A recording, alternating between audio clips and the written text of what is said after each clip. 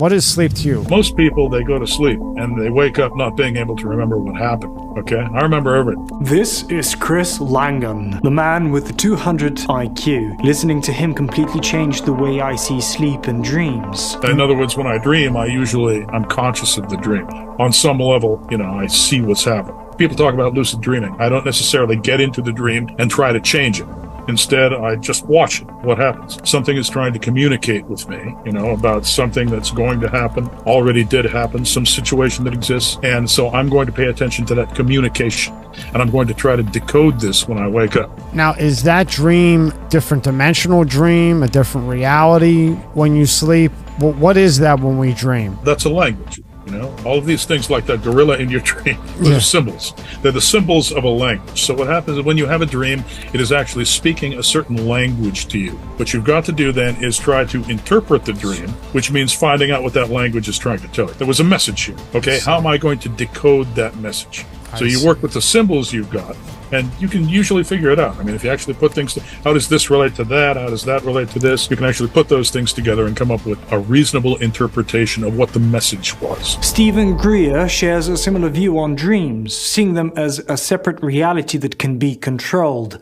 Please pay attention. How is it that during the dream time, you have a crystal clear, full color dream, and whatever that is in that dream happens the next day or next week or the next month or 10 years later?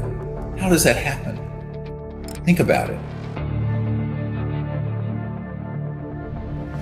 A thing that is experienced by almost every human at some point in their life, that's a sort of a signpost that says, you're not only what you think you are.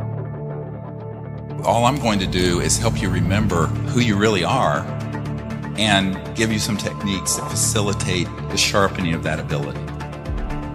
You can begin to practice that on a nightly basis, and as you do it, you will be stunned at how accurate you will become in getting that information. Ritambara Pragya, the level where all things can be known.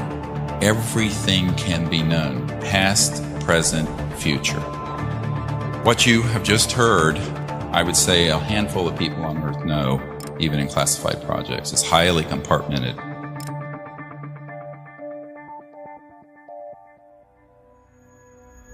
I'm going to share in a moment a few of these sort of techniques. Most people overthink it, but also they don't believe they can do it.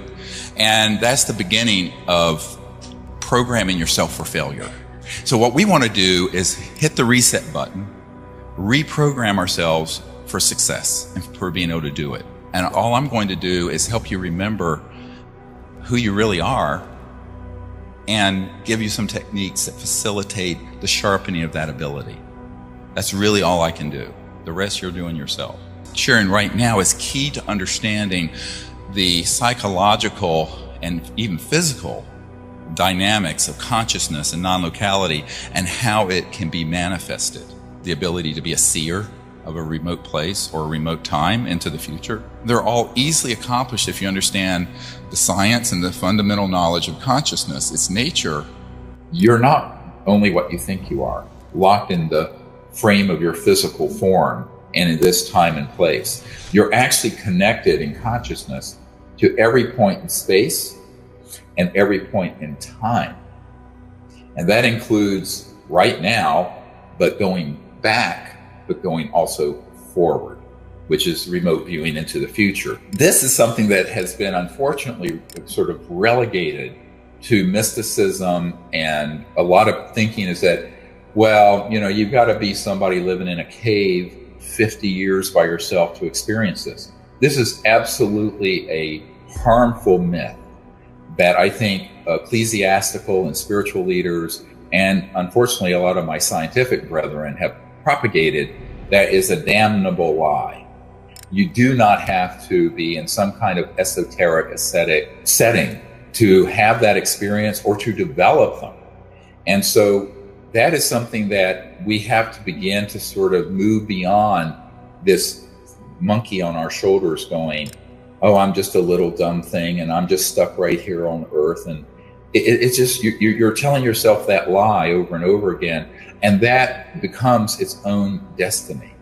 Because if you have a different understanding of who and what you are, And that is that you are a conscious being capable of connecting to the field of consciousness that's beyond space and time. The reason that the deeper elements of the intelligence community don't want the public to know is that, first of all, it is extremely efficient spycraft, which they don't want others to have. Secondly, they know that if people understood the power of consciousness, they would be able to completely change the direction of the planet. You can see any place, you can see any point in time. You need to understand that this is your innate capability as a higher intelligent life form. Once you reach a critical mass of intelligence and consciousness, you can understand this and routinely see remote places and see distant times. That's how I think you should begin to think of how your life can be guided, and your relationships at work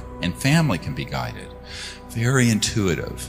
Those of you who are critical, remember that there's science and there's objective knowledge and intellect, and then there's the consciousness that can sense and feel and know. And if you develop this ability, you will save lives.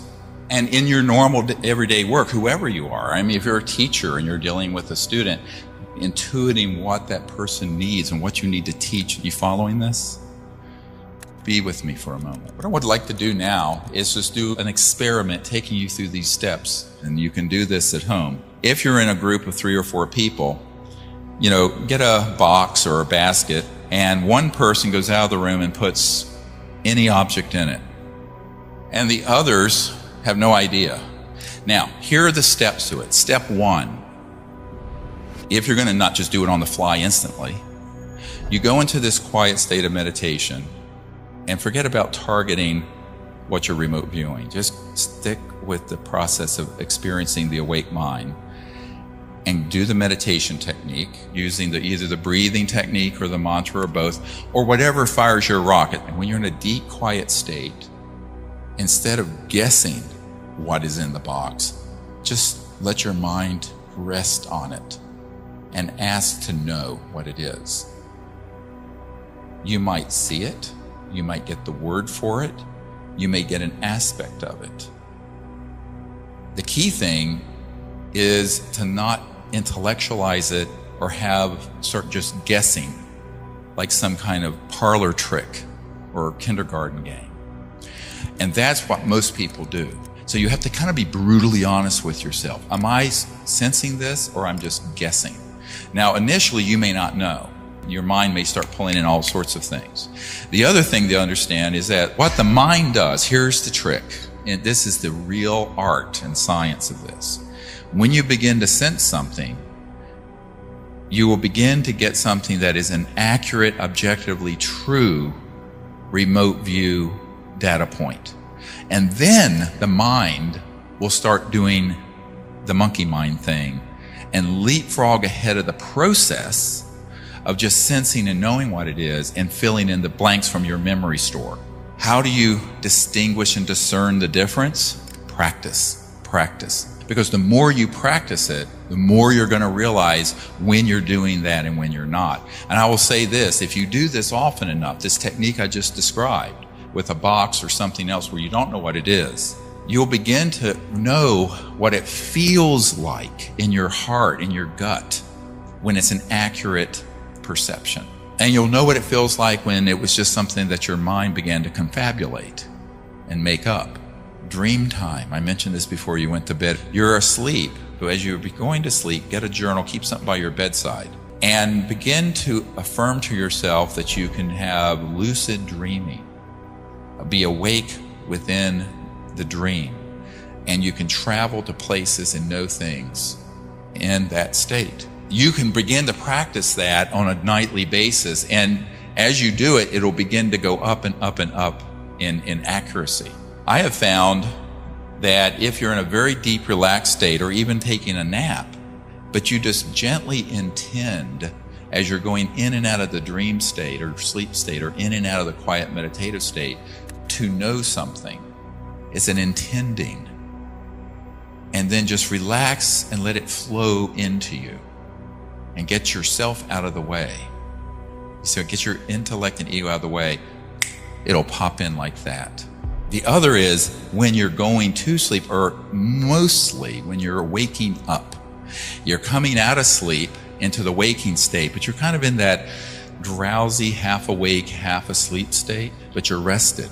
At that juncture, the junction between dream and sleep and waking, when you're relaxed, intend to know something, ask to see something, ask to have a problem solved. You will be stunned at how accurate you will become in getting that information. Practice the remote viewing every day, every minute of every day. Be in a mindful state. Develop at least 2 to 3 times a day this practice of deep, quiet meditation, remote viewing practice, and you'll be stunned at how quickly you advance.